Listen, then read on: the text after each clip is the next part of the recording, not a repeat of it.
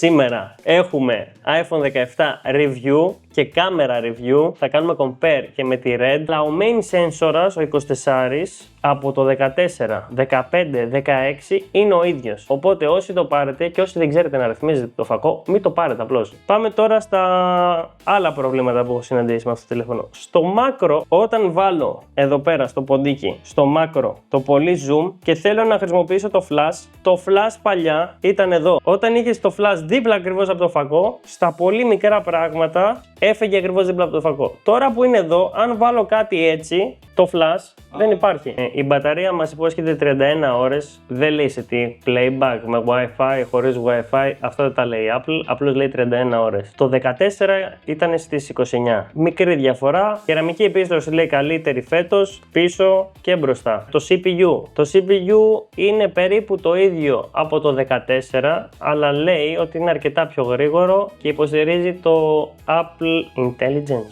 Apple Intelligence. Αυτό που θα δείτε μόνο στον ύπνο σας γιατί δεν λειτουργεί καθόλου. Πάμε να δούμε τώρα τα πλάνα Red Komodo VS iPhone 17.